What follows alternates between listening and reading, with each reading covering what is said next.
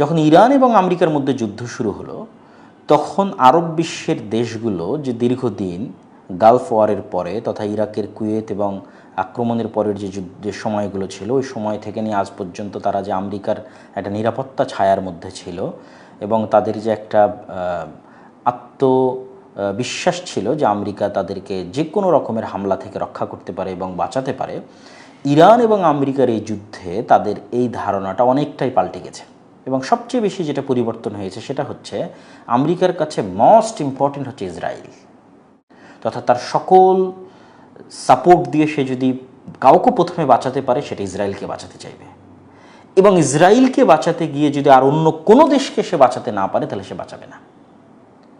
তাহলে তার ইন্টারসেপ্টর তথা উপর থেকে মিসাইল আসলে সেটাকে যে ধ্বংস করবে নিচ থেকে, এটা যদি তার শেষ হয়ে যায়, শর্ট পড়ে, তাহলে আগে সৌদিকে দিবে, আগে কুয়েতকে দিবে, আগে দুবাইকে দিবে, আগে কাতারকে দিবে না, আগে ইসরায়েলকে দিবে, আগে ইসরায়েলকে দিবে। মোটামুটি এই জিনিসটা আরব বিশ্বের সকল দেশের কাছে পরিষ্কার যে আমেরিকার যে নিরাপত্তা ছাতার মধ্যে আমরা আছি, এই নিরাপত্তা ছাতাতে আমাদের 100% স্বার্থ পুরোপুরি রক্ষা হচ্ছে না। এবং ইরানের সাথে যে যুদ্ধবিরতি প্রক্রিয়া, এই প্রক্রিয়ার মধ্যেও উপসাগরীয় দেশগুলোর যে স্বার্থ পুরোপুরি রক্ষা হচ্ছে, এটা তারা মনে করতেছে যে হচ্ছে না।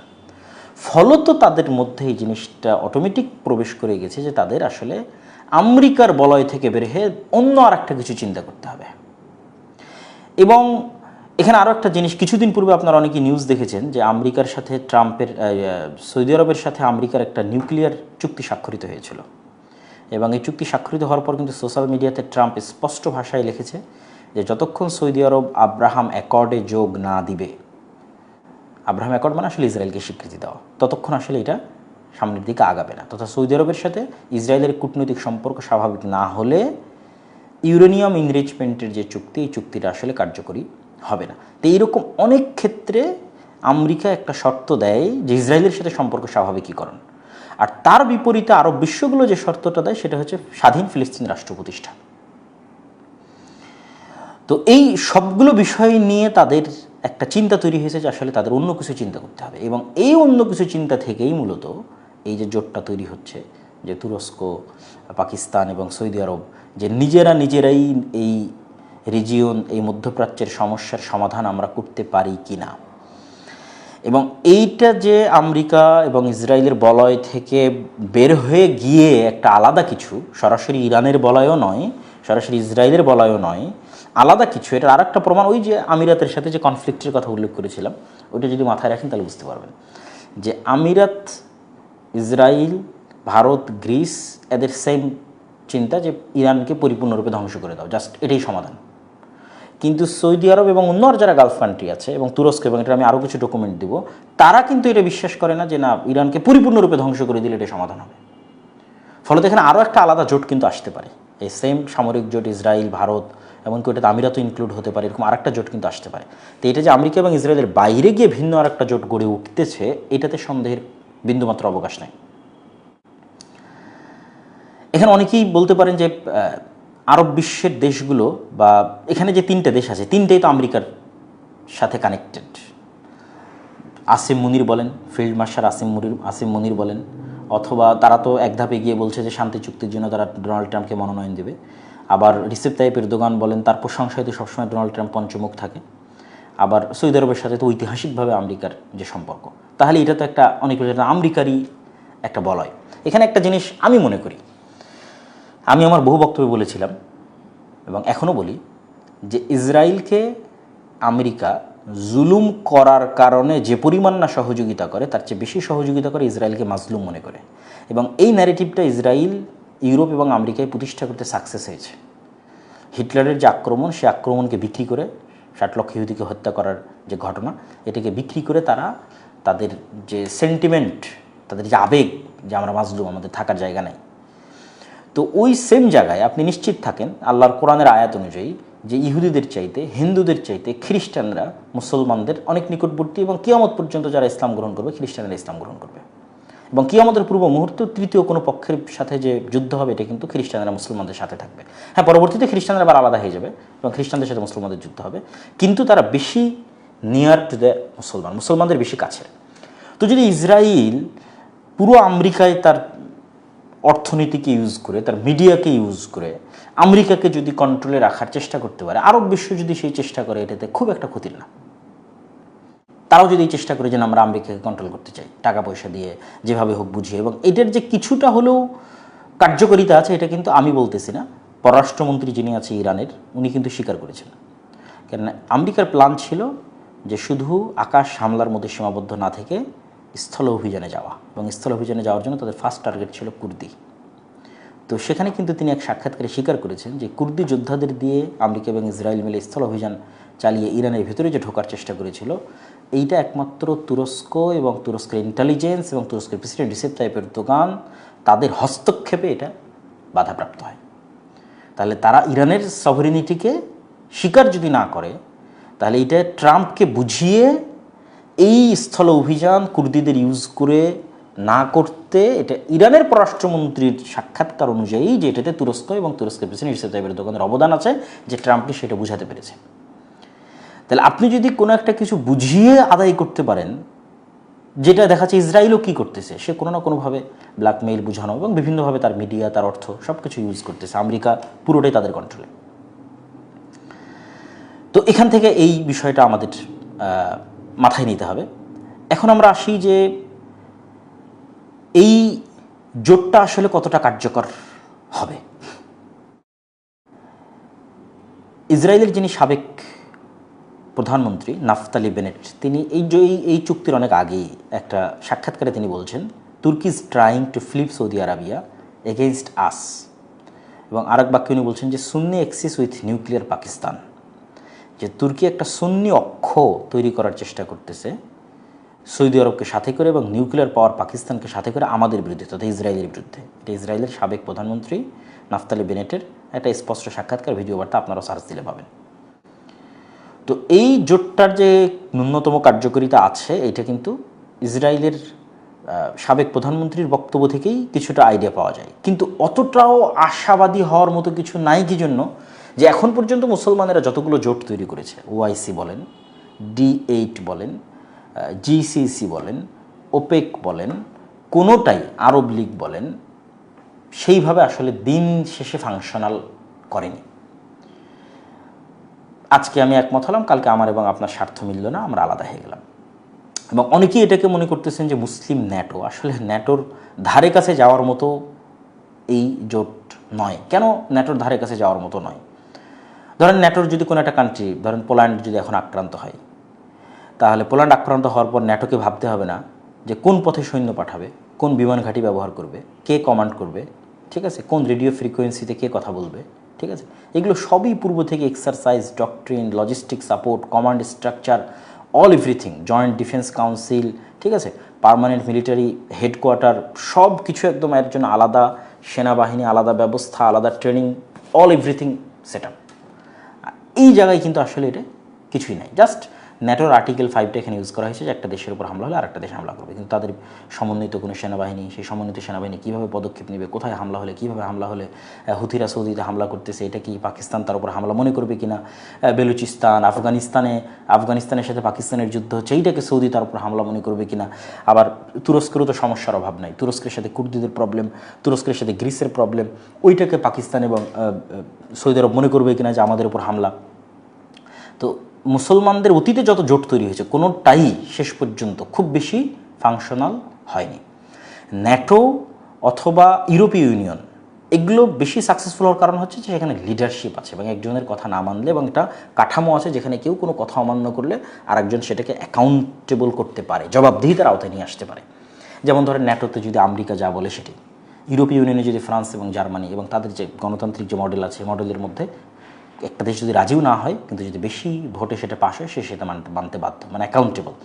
কিন্তু মুসলমানদের মধ্যে অতীতে যত উদ্যোগ নেওয়া হয়েছে, কোনোটাতে এরকম অ্যাকাউন্টেবল করার কোনো সিস্টেম তৈরি হয়নি, যে পাকিস্তান যদি পরবর্তীতে যুক্ত না হয়, বা সৌদি যদি যুক্ত না হয়, অথবা তুরস্ক যুক্ত না হয়, কে তাদেরকে বাধ্য করবে? No answer. ফলত এই জোট সম্পর্কে যে খুব বেশি আশাবাদী হওয়ার মতো কিছু আছে তাও কিন্তু নয়। জাস্ট একটা কথা বলে আমি আমার বক্তব্যের শেষের দিকে যাব। হ্যাঁ, এই জোট যদি ডিফেন্সিভ হোক, অথবা আক্রমণাত্মক হোক, অথবা রক্ষণাত্মক হোক, তারা যদি তাদের পরস্পরের যে প্রযুক্তিগুলো আছে এগুলোকে ব্যবহার করে গঠনমূলক নিজেদের মধ্যেই যুদ্ধ করার জন্য যত ধরনের সরঞ্জাম প্রয়োজন তার সবই প্রযুক্তি আদান প্রদানের মাধ্যমে নিজেদেরকে শক্তিশালী করার পিছনে তাদের প্রযুক্তিগুলো লাগায়। যেমন তুরস্ক তার যে বাইরাক্তার যে ড্রোন আছে, পাকিস্তান তার যে পারমাণবিক আছে, এরা পরস্পরকে যদি তাদের প্রযুক্তি দিয়ে এই স্বয়ংসম্পূর্ণ হওয়ার দিকে যদি সামনের দিকে এগিয়ে যায়, সরাসরি যুদ্ধকেন্দ্রিক না, গঠনমূলক এবং কাঠামোগত, তাহলে এটা অবশ্যই দীর্ঘমেয়াদে মুসলমানদের জন্য সকল দিক থেকে উপকারী এবং কার্যকরী। সর্বশেষে যেটা বলতে চাই যে এই জোটের কারণে কি ইরান এবং আমেরিকার যে যুদ্ধ এটা থামবে এবং এটা কি কোনো সমাধান হবে? দেখেন, রাশিয়া এবং ইউক্রেনের যুদ্ধ কি থেমেছে? হামাসের আক্রমণের পর এখন পর্যন্ত কি মধ্যপ্রাচ্য শান্ত হয়েছে? হয়নি। তো বেশিরভাগ বিশ্লেষকদের মন্তব্য যে খুবই কম সম্ভাবনা থামার, কেননা হরমুজ নিয়ে তো কেউ ছাড় দিচ্ছে না।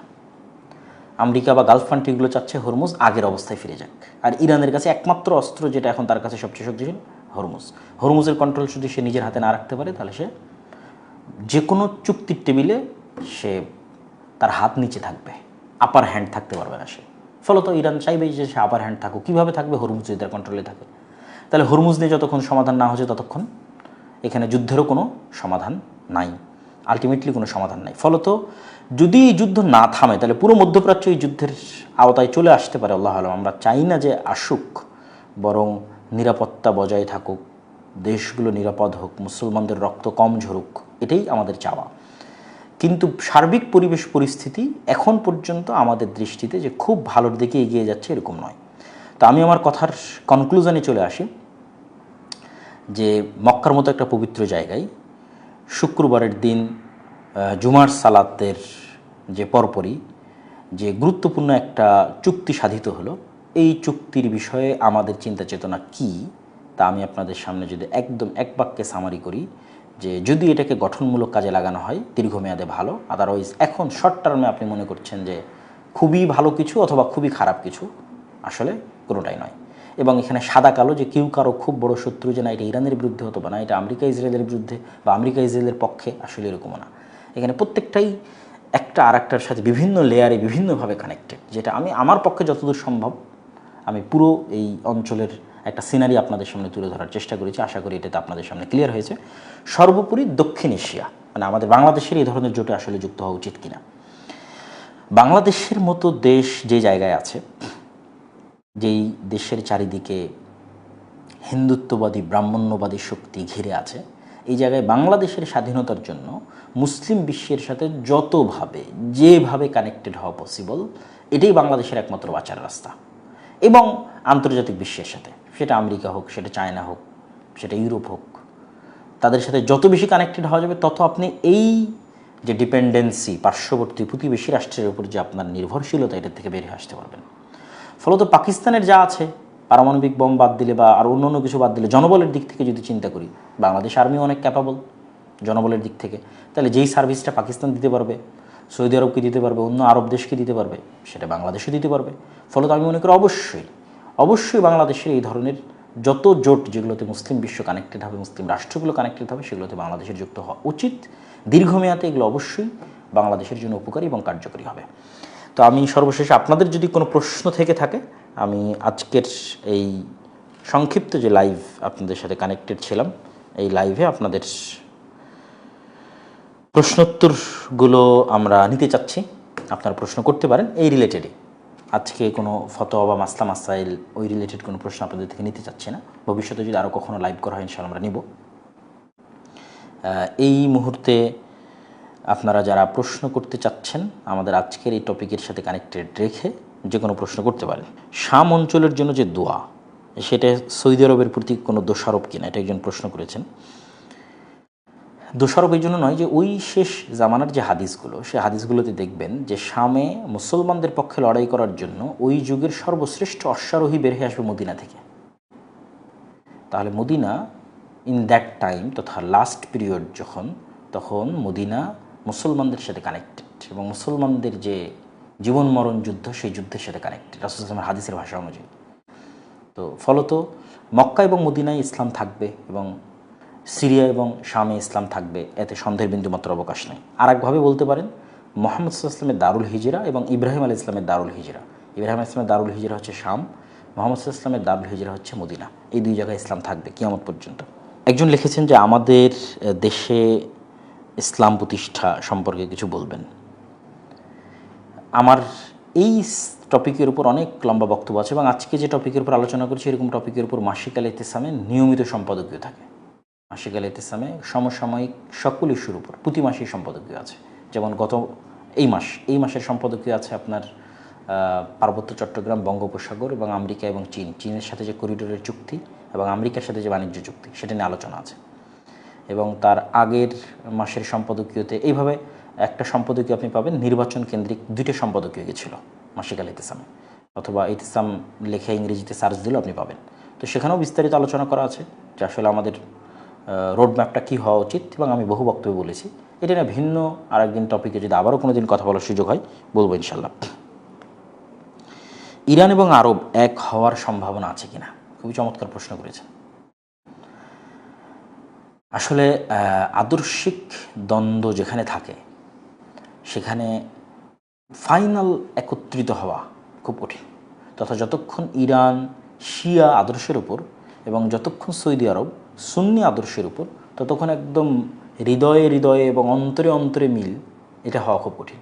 এই যে এখন যেই লেভেল আছে এই লেভেলের আরেকটু বাড়তে পারে। যেমন এখনও তো এত ভয়ঙ্কর সিচুয়েশনের মধ্যেও তো ইরানও সরাসরি ক্লেম করেনি যে সে সৌদির বিরুদ্ধে ডাইরেক্ট কোনো অ্যাকশানে যাচ্ছে। হয়তো ছোটোখাটো বিভিন্ন আক্রমণ হয়েছে, কিন্তু সৌদিও কিন্তু ক্লেম করেনি যে সে ইরানে সরাসরি কোনো হামলায় যাচ্ছে। তো এই যে একটা আন্ডারস্ট্যান্ডিং লেভেল, এটার হয়তো আরও বেটার পজিশন আসতে পারে। কিন্তু যেটা আপনারা চিন্তা করতেছেন যে একদম এটা আদর্শিক যে মতবিরোধ, এই মতবিরোধের কারণে এটা এক প্রকার অসম্ভব। এবং এখানে আসলে অনেক রক্তের দাগ আছে, অনেক রক্তের দাগ আছে। এখানে সিরিয়াতে রক্তের দাগ আছে, ইরাকে রক্তের দাগ আছে, ইয়েমেনে রক্তের দাগ আছে। এত রক্তের দাগ নিয়ে বরং এটা বাড়তে পারে, দ্বন্দ্বটাই বাড়তে পারে, কনফ্লিক্টই বাড়তে পারে। সমাধান হওয়ার সম্ভাবনা তো বহু দূরের কথা, কনফ্লিক্টই ইন ফিউচারে বাড়তে পারে। দেখা যাচ্ছে যে আমেরিকা যদি এখান থেকে সরে যায়, ইসরায়েল যদি এখান থেকে সরে যায়, তাহলে কার সাথে যুদ্ধ হবে? ইরান আর আরবই যুদ্ধ হবে 100%। এখন ইসরায়েল আছে, তাই একটা থার্ড পার্টির সাথে মানে তিনটা অঞ্চলে যুদ্ধ হচ্ছে, ইরান, ইসরায়েল, আরব, মানে ত্রিমুখী সংঘর্ষ। আর দেখা যাচ্ছে আমেরিকা সবার সাথে লিয়াজু করে এটাকে ঠান্ডা রাখার এবং এটা সমাধান করার চেষ্টা করছে, এরকম একটা সিচুয়েশন। একজন জিজ্ঞেস করেছেন বাংলাদেশে কোন যোগ্যতায় নেবে? না বাংলাদেশের কোনো শক্তি আছে, না বাংলাদেশের কোনো প্রতিরক্ষা আছে।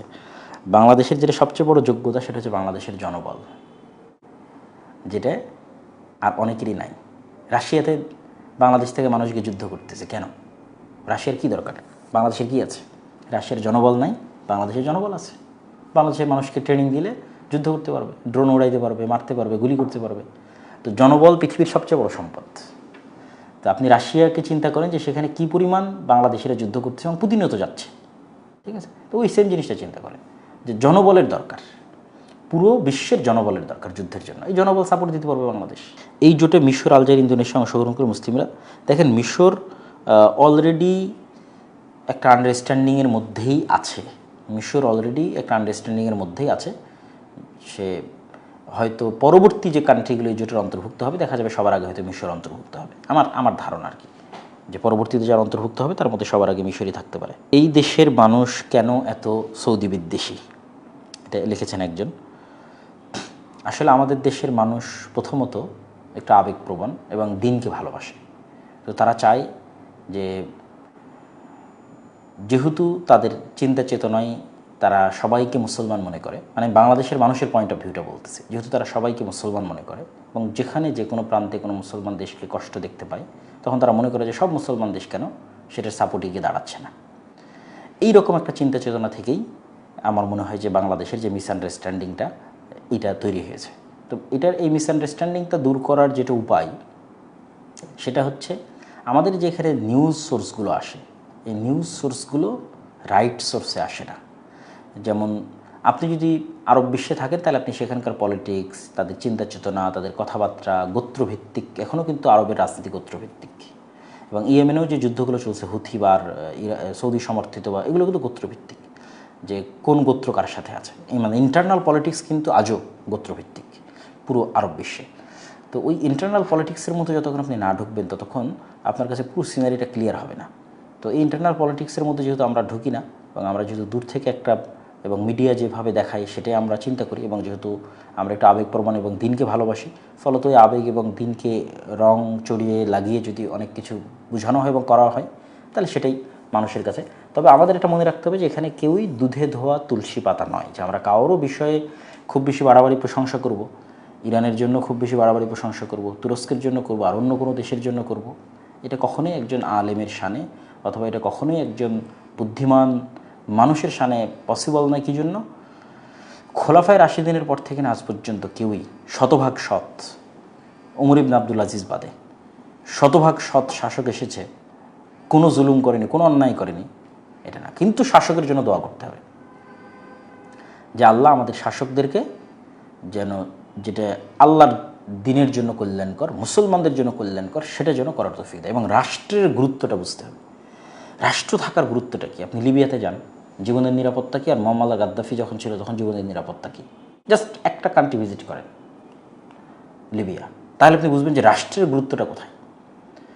এবং আহমাদ আশ-শারা'র যে পলিসি, যিনি এখন বর্তমান সিরিয়ার যিনি প্রেসিডেন্ট, তার পলিসি আমার কাছে ব্যক্তিগতভাবে খুবই পছন্দনীয়।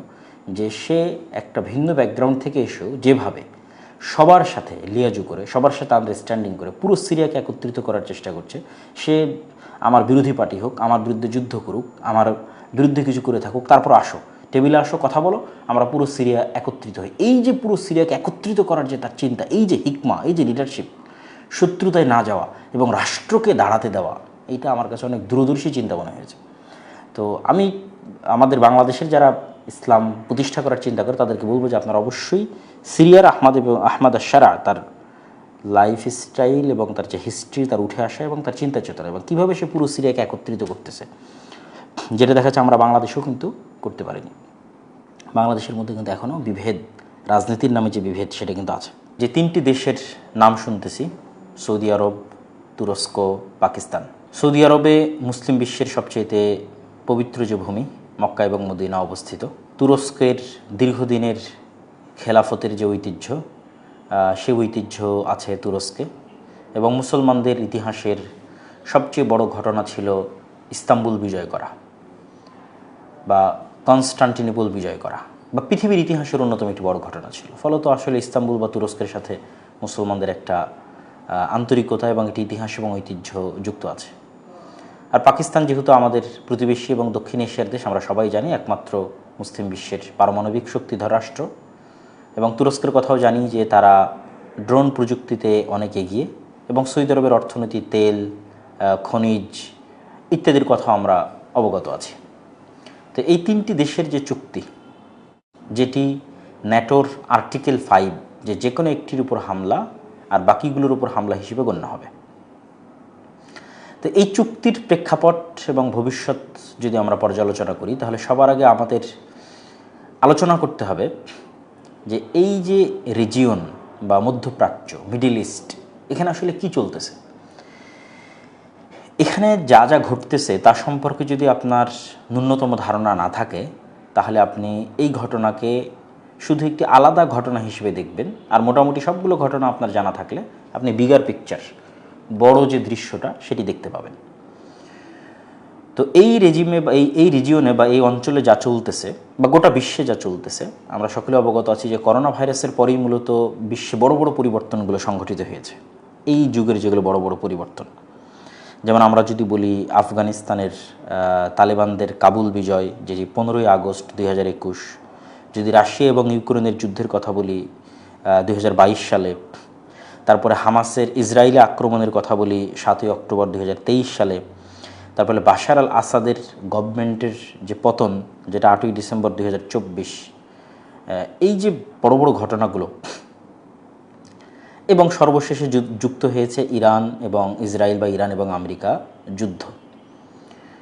তো এটি কিন্তু একটা আরেকটার সাথে খুবই কানেক্টেড। তো আমরা প্রতিটা দৃশ্য একটু হালকা হালকা করে আপনাদের সামনে তুলে ধরবো। প্রথমত আসি সিরিয়া আলোচনা যদি আমরা না করি তাহলে আজকের আলোচনা অসম্পূর্ণ থাকবে। কারণ আমরা অনেকেই মনে করতাম বা অনেকেই হয়তো জানতেন আপনারা যে সৌদি আরব এবং তুরস্কের মধ্যে একটা দূরত্ব আছে, কিন্তু সিরিয়ার হিস্ট্রি যখন পড়বেন, বর্তমান যিনি আবু মোহাম্মদ আল জুলানি, যাকে আমরা আবু মোহাম্মদ আল জুলানি নামে জানতাম, যিনি এখন আহমাদ শারা রাষ্ট্রপ্রধান সিরিয়ার, তার যে গত 2-3 দিন আগে 3-4 দিন আগে যে 2 পর্বের একটা ইন্টারভিউ আল জাজিরাতে প্রচারিত হয়েছে, ওটা যদি কারো পক্ষে শোনা সম্ভব হয় অবশ্যই শুনবেন, ভালো লাগবে এবং অনেক কিছু বুঝতে পারবেন এবং অনেক কিছু সম্পর্কে আইডিয়া পাবেন। তো এই পুরো রিজিয়নে ফার্স্টে আমরা সিরিয়াকে ধরতেছি। তো সিরিয়ার সাথে কিন্তু ইরান এবং ইরানের যে প্রক্সিগুলো আছে তাদের একটা শত্রুতা ছিল, এটা বাস্তব সত্য। এবং বাশার আল আসাদের যে জুলুম সিরিয়ার মানুষের উপর, এটা পৃথিবীর ইতিহাসের অন্যতম ভয়াবহতম জুলুমগুলোর একটি, যার ন্যূনতম যদি পরিসংখ্যান করা হয় 2 লক্ষের বেশি মানুষকে বাশার আল আসাদ হত্যা করেছে। এবং সিরিয়ার মানুষরা যে উমাইয়া খেলাফতের ধারক এবং বাহক, অনেকেই উমাইয়া খেলাফতকে সহ্য করেন না, কিন্তু এটা আপনাকে স্বীকার করতে হবে যে এখন পর্যন্ত মুসলিম বিশ্বের যে সীমানা, এই সীমানা মূলত উমাইয়া খেলাফত আমলেই প্রতিষ্ঠিত হয়েছে। তারপরে অল্প কিছু মুসলমানেরা বাড়াতে পেরেছে, বেশি বাড়াতে পারেনি। যতদূর পর্যন্ত আজ মুসলমানেরা আছে তার 90%, তার 80% উমাইয়াদের সময় প্রসারিত হওয়া, তার পরবর্তীতে তার প্রসারিত হয়নি। ফলত ইসলামের প্রচার এবং প্রসারে তাদের একটা ব্যাপক অবদান আছে, আর তাদেরই হেডকোয়ার্টার ছিল দামেস্ক। ফলত উমাইয়া খেলাফাতের একটা ঐতিহ্য এবং ইতিহাস সিরিয়াতে আছে। সিরিয়ার আর একটা গুরুত্বপূর্ণ বিষয় হচ্ছে রাসূল সাল্লাল্লাহু আলাইহি ওয়াসাল্লামের দোয়া, যে আল্লাহুম্মা বারিক লানা ফি শামিনা, এবং তার হাদিস যে কিয়ামতের পূর্ব মুহূর্তে হকপন্থী দল যদি কোথাও থাকে সেটা সিরিয়াতে থাকবে, এবং কিয়ামতের পূর্ব মুহূর্তে মুসলমানদের যদি কোথাও হেডকোয়ার্টার হয় সেটা দামেস্কে হবে। এবং আরও একটি বিষয় ভৌগোলিকভাবে গুরুত্বপূর্ণ, সেটা হচ্ছে আমরা সবাই মসজিদ আকসাকে ভালোবাসি, ফিলিস্তিনকে ভালোবাসি, জেরুজালেমকে ভালোবাসি। এই মসজিদ আকসাই, জেরুজালেম, এই ফিলিস্তিন, আপনি ভৌগোলিকভাবে যদি চিন্তা করেন, এখনও যদি ম্যাপে ঢুকে যে আপনি স্বাধীন করতে চান, সুলতান সালাহুদ্দিন আইয়ুবী কীভাবে স্বাধীন করেছিলেন, সিরিয়া এবং মিশরকে এক ছাতার অধীনে আনার মাধ্যমে উনি স্বাধীন করতে পেরেছিলেন। এবং আজও ভৌগোলিকভাবে তখনই ফিলিস্তিনকে আজাদ বা স্বাধীন করা সম্ভব যদি সিরিয়া আপনার হাতে থাকে, মিশর আপনার হাতে থাকে। তাহলে বুঝতেছেন যে সিরিয়ার গুরুত্বটা আসলে কোথায়।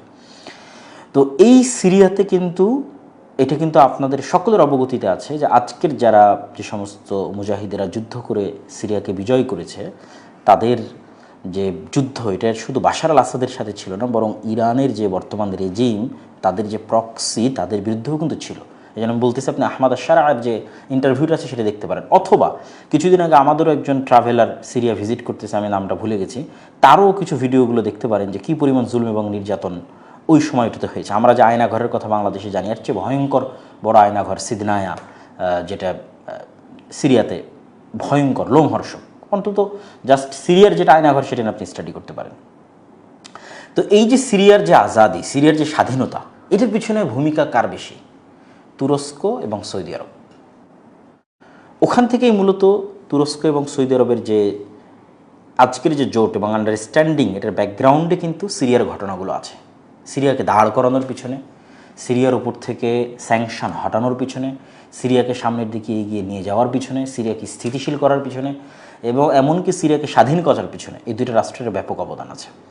তা আমাদের এই পুরো রেজিমে, এই পুরো রিজিয়ন, এই পুরো এরিয়া, মিডল ইস্ট সম্পর্কে যদি আমরা জানতে চাই, তাহলে আমাদের একটা পার্ট হচ্ছে সিরিয়া। সিরিয়া সম্পর্কে আমাদের জানতে হবে।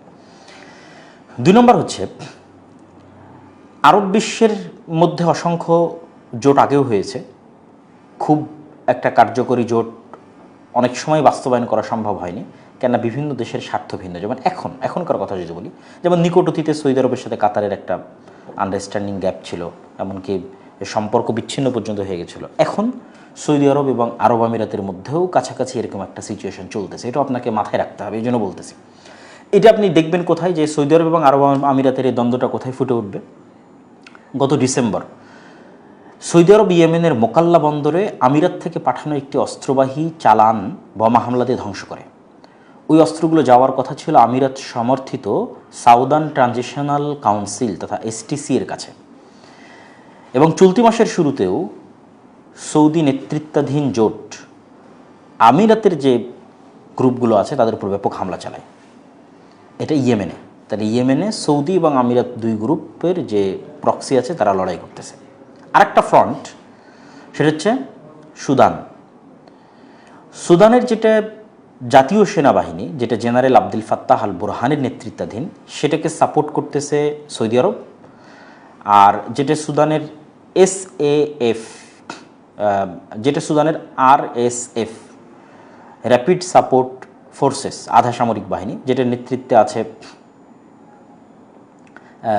হেমদাতি এরকম নামের একজন, তো তাকে সাপোর্ট করতেছে হচ্ছে আরব আমিরাত। তো সুদানের যে গৃহযুদ্ধ, সেই সুদানের গৃহযুদ্ধ কিন্তু সৌদি আরব এবং আমিরাতের মধ্যে একটা কনফ্লিক্ট চলমান আছে।